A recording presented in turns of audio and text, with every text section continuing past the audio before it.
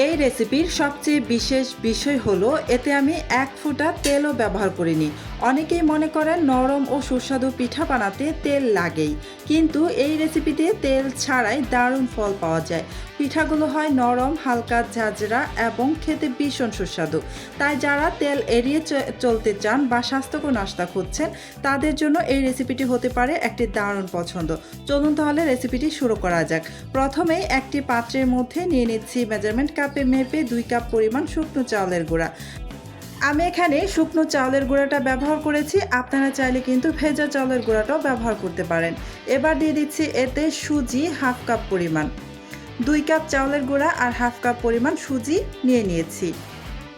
এখন দিয়ে দেব স্বাদ অনুযায়ী লবণ। লবণের পরিমাণটা অবশ্যই আপনারা আপনাদের টেস্ট অনুযায়ী ব্যবহার করবেন। এবার দিয়ে দিলাম 1 চা চামচ পরিমাণ চিনি। দিয়ে দিচ্ছি ইস্ট হাফ চা চামচ পরিমাণ। এবার এই সমস্ত শুকনো উপকরণগুলোকে একসাথে নাড়াচাড়া করে ভালো করে মিশিয়ে নিতে হবে। সবগুলো একসাথে মিশিয়ে নেবেন, ভালো করে মিশিয়ে নিতে হবে। যারা যারা আমার ভিডিওটা এখন পর্যন্ত দেখতেছেন, প্লিজ আমার ভিডিওতে একটা লাইক দিয়ে দিবেন। আর আমার চ্যানেলটি যদি আগে থেকেই সাবস্ক্রাইব করে দেওয়া না থাকে, প্লিজ আমার চ্যানেলটি সাবস্ক্রাইব করে পাশে থাকা বেল আইকনটি অন করে রাখবেন। এতে করে যখন আমি নতুন নতুন রেসিপির ভিডিও আপলোড করব, তখন সাথে সাথে আপনার ওখানে নোটিফিকেশন পৌঁছে যাবে। সবগুলো শুকনো উপকরণ ভালো করে নেড়েচেড়ে একসাথে মিশিয়ে নেওয়ার পর এখানে দিয়ে দিচ্ছি প্রায় 3.5 কাপের মতো পানি।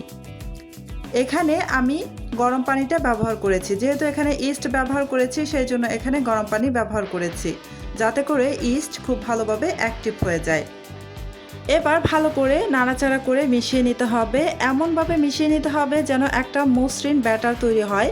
ব্যাটারটা কিন্তু কোনো লাঞ্চ থাকা যাবে না, একদম ভালো করে মসৃণভাবে ব্যাটারটা তৈরি করে নিতে হবে।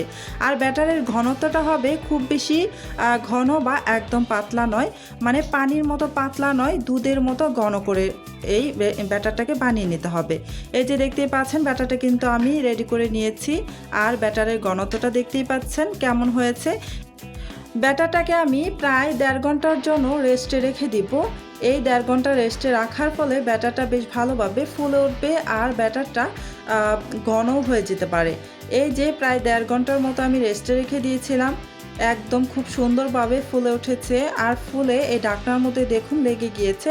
এবার আমি ঢাকনা থেকে যে লেগে আছে সেটা ছাড়িয়ে নিচ্ছি, দেখতেই পাচ্ছেন।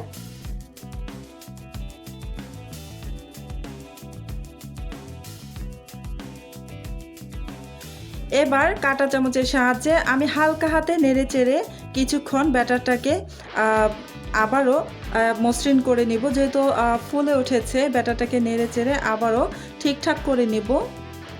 তবে এ পর্যায়ে কিন্তু নাড়াচাড়াটা খুব আলতো হাতে করে নেবেন। এ পর্যায়ে এসে যদি আপনারা মনে করেন ব্যাটারটা অনেক বেশি ঘন হয়ে গিয়েছে, সেক্ষেত্রে এখানে কিন্তু কিছুটা পানি ব্যবহার করতে পারেন। তবে আমার একদমই ব্যাটারটা ঠিকঠাকই রয়ে গিয়েছে, এখানে আর পানি ব্যবহার করার কোনো প্রয়োজন নেই।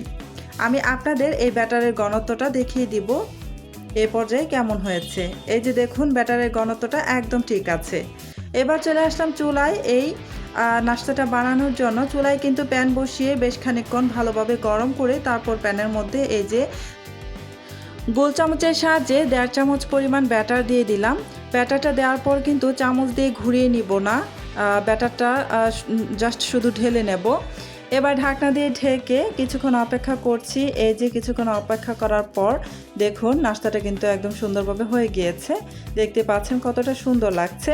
আর 1 ফোঁটা কিন্তু তেলও এখানে ব্যবহার করিনি, আপনারা নিশ্চয়ই দেখে বুঝতেই পারছেন একদমই তেল ব্যবহার করিনি। মানে তেল দিয়ে প্যানটাকে ব্রাশও করে নিইনি, আমি এমনিতেই কিন্তু নাস্তাগুলোকে বানিয়ে নিচ্ছি। এই যে আরও একটা নাস্তা আমি সেমভাবে বানিয়ে নিলাম। এভাবেই কিন্তু আমি বাকি সবগুলো নাস্তা বানিয়ে নেব। এই তো সবগুলো নাস্তা কিন্তু আমার বানিয়ে নেওয়া হয়ে গিয়েছে। আর এই নাস্তাগুলো পরিবেশন করুন গরম গরম এই নরম ও ঝাঁঝরা পিঠাগুলো গরুর মাংসের ঝোলের সঙ্গে খেতে সত্যিই অসাধারণ লাগে। চাইলে খাসির মাংস, মুরগির ঝোল দিয়েও খেতে পারেন। একবার তৈরি করে খেলে এর স্বাদ সহজে ভুলতে পারবেন না। যদি আজকের রেসিপিটি আপনাদের ভালো লেগে থাকে তাহলে ভিডিওটিতে একটি লাইক দিন। আপনার মতামত কমেন্টে জানাতে ভুলবেন না। এমন আরও সহজ ও সুস্বাদু রেসিপি পেতে চ্যানেলটি সাবস্ক্রাইব করে পাশেই থাকুন। সবাই ভালো থাকবেন। আল্লাহ হাফেজ।